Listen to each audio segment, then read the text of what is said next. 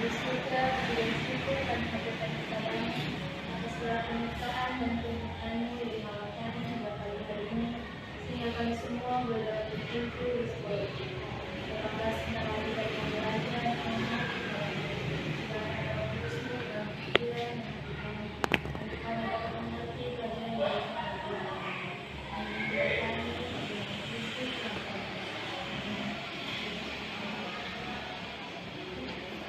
Kita akan mengambil absen dulu. Aprila Sugi, Injil, Banyak, Ada yang Bu. Desi, hadir po. Elizabeth, Hadir. Renanus, Tenang Bu. Joanna. Hari ini kita akan membahas kembali lagi tentang suara hati. Ya, sudah ada buku? Ada.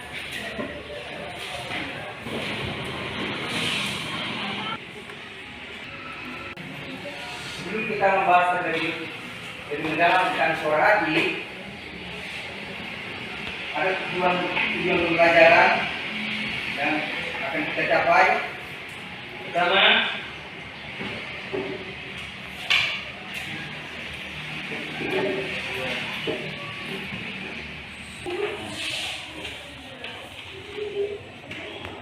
apa itu hati nurani? Siapa yang bisa? Tujuannya adalah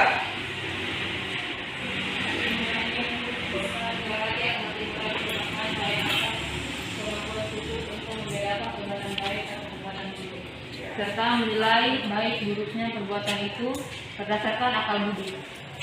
ya. Siapa yang lain? Pak? Masukkan? Masukkan perasaan. Perasaan yang bagaimana? Yang baik. Yang baik, bukan yang buruk ya. Atau dengan kata lain, ya, bahwa suara hati atau hati nurani adalah inti manusia yang paling rahasia, ya. Sanggar suci. Di situ ia seorang diri bersama Allah dan kesannya menggema dalam hatinya. Itulah suara hati. Sehingga itu masih memiliki keunggulan lain, ya, dibandingkan dengan makhluk kita yang lainnya, yakni akan disebut dengan suara hati.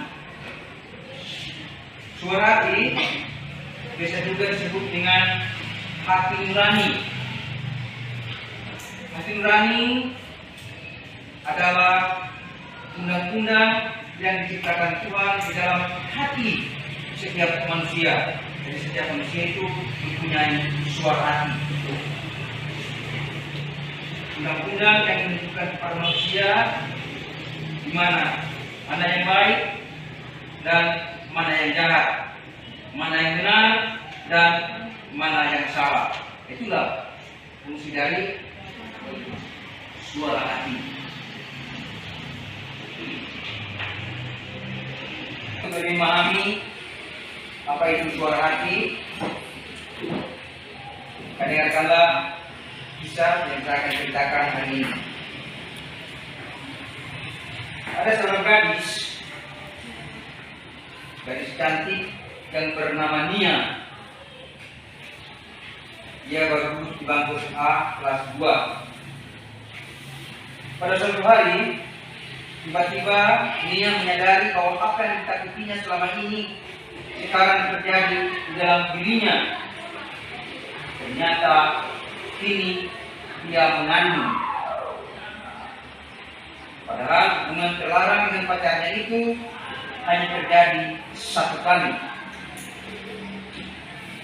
Dalam kebingungannya, Nia menceritakan keadaannya kepada pacarnya dan kepada orang tuanya.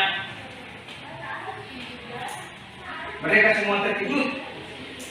Mereka malu dan merasa terpukul. Dengan berbagai alasan, mereka mendekatinya untuk sedekat mungkin menggugurkan kandungannya. Akhirnya pada suatu hari Nia meninggalkan rumah dan lingkungannya yang selalu menyiksanya. Kepada pacarnya dan orang tuanya, ia hanya meninggalkan sepotong surat yang mengatakan bahwa ia sangat kecewa terhadap mereka yang dicintainya karena mereka sampai hati memaksanya untuk menjadi seorang pembunuh. Bahwa yang mengandung akan disahkan Nia. Dua ternyata dia tidak mengandung seorang bayi. Nah, bagaimana pendapatmu mengenai sikap pacar dan orang tua dari Nia?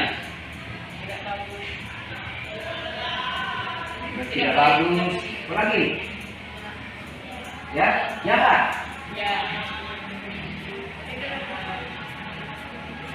Ya, bagaimana pendapatmu? Yang melebihkan diri. Apa lagi? Berpaku terhadap sikap dari orang tua Nia dan pacar Nia. 7. Ya, mendesak Nia supaya diberikan baginya. Bagaimana berpaku tentang hal ini? Terhadap pacarnya. Dan tadi apa? Ya, sangat berdosa ya. Karena ini kan bayinya tidak bersalah, salahnya orang tuanya. Karena kan bayinya gitu.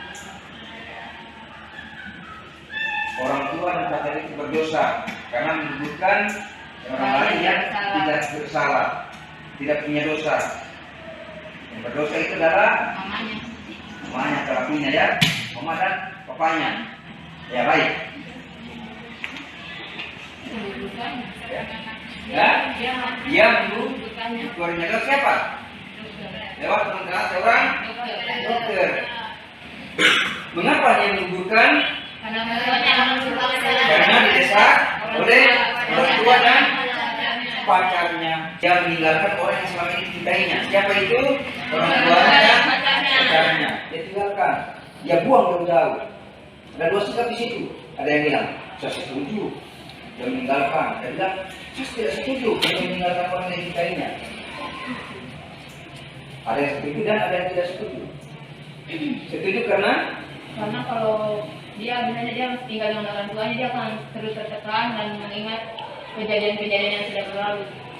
Dia setuju karena nanti kalau dia tinggal bersama-sama dengan orang yang dicintainya tadi, maka dia akan semakin hari semakin tertekan dan akan merasa frustrasi. Yang tidak setuju?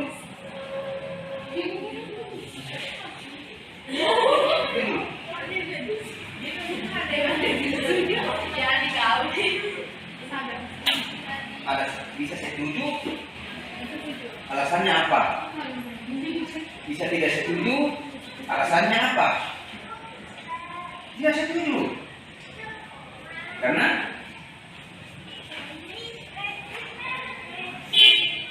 dia tidak bisa bisa memaafkan orang lain, ya. Jadi ini tidak bisa memaafkan orang lain. Jadi memahami tentang suara hati. Kita baca dalam Roma bab 7 ayat 14 sampai 6 ayat 26.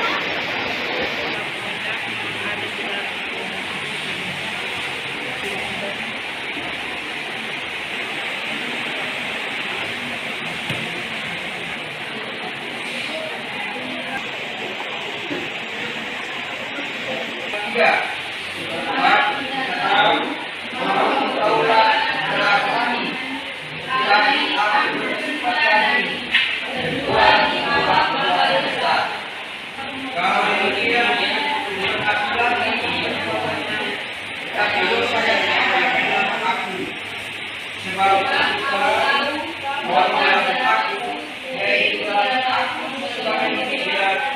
Tidak ada sesuatu yang baik.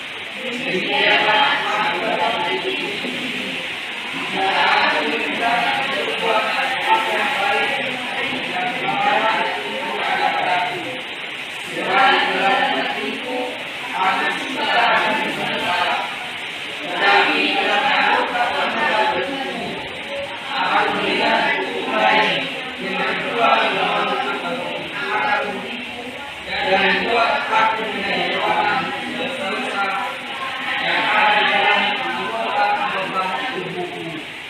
Melayani berdosa. Nah, seperti kita tadi, dia terkesan pada ayat 25 bahwa dalam kehidupan kita, dalam hubungannya dengan menjalankan hati nurani ini, dia harus selalu banyak bersyukur kepada Tuhan. Selalu ayat 22. Coba baca ayat 22. Sebab dalam batinku aku suka akan hukum Allah. Sebab dalam batinku Aku aku suka akan hukum Allah. Tadi pada materi tadi kita coba bersama bahwa hukum Allah itu sudah ada di dalam diri setiap manusia, setiap orang. Undang-undang hukum Allah. Kalau demikian, bukan aku lagi yang memperbuatnya, tetapi dosa yang ada di dalam aku. Mulai 26. ayat 26. Coba dibaca. Jadi dengan akal budiku aku melayani hukum Allah, tetapi dengan tubuh insaniku aku melayani hukum dosa. Jadi dengan akal budiku aku melayani hukum Allah, tetapi dengan tubuh insanku aku melayani hukum dosa. Itu yang berkaitan dengan suara hati. Nah, apa itu suara hati? Apa itu suara hati tadi? Suara hati adalah merupakan daya atau kemampuan khusus untuk membedakan baik dan benar, atau inti manusia yang paling dalam ya. Itu Allah seorang diri bersama Allah. Selain ayat 26, mana lagi ayat yang menyinggung tentang suara hati?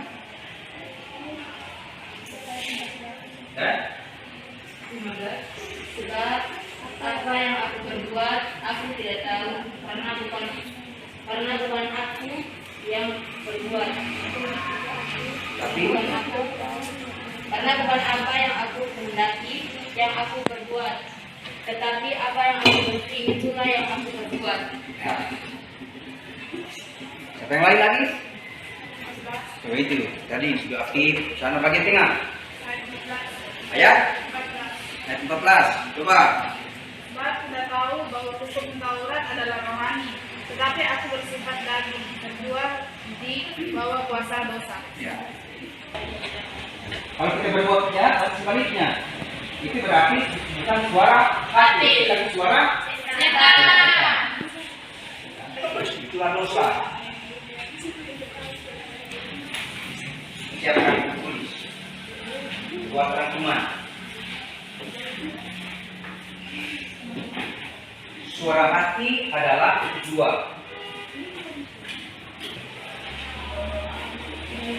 Inti manusia yang paling rahasia, sanggar suci, yang pesannya menggema dalam hatinya. Titik. Apakah tindakan itu baik atau buruk? Apa kesimpulan dalam proses belajar kita pada hari ini, bahwa dalam teks kitab suci tadi, Santo Paulus mengatakan kepada kita bahwa dalam diri kita ada dua hukum, ya, yaitu hukum Allah dan hukum dosa. Kedua hukum itu saling bertentangan. Hukum Allah yang menuju pada kebaikan, sedangkan hukum dosa menuju pada kejahatan. Santo Paulus dalam suratnya pada jemaat di Roma menyadari bahwa selalu ada pergulatan antara yang baik dan yang jahat di dalam hati manusia. Dalam mengambil keputusan, kita mempunyai pedoman bukan berasal dari luar diri kita, tetapi berasal atau keluar dari diri kita sendiri. Begitu juga dalam Konsili Vatikan kedua, itu sangat jelas mengungkapkan dalam dokumen gereja tepatnya pada Galilei Express artikel yang ke-16 dikatakan bahwa di dalam lubuk hatinya, dalam lubuk hati nurani, manusia menemukan hukum yang tidak diterimanya dari diri sendiri, melainkan harus ditaati. Suara hati itu selalu menyerukan kepadanya untuk dicintai dan melaksanakan apa yang baik dan menghindari apa yang buruk. Sebab dalam hatinya manusia menemukan hukum yang ditulis oleh Allah, dan martabatnya ialah memahami hukum itu, dan menuruti hukum itu pula ia akan diadili. Demikian pertemuan kita pada pagi hari ini, dan sebelum kita keluar dari tempat ini, maka kita akhiri dengan doa penutup. Kepada penutup.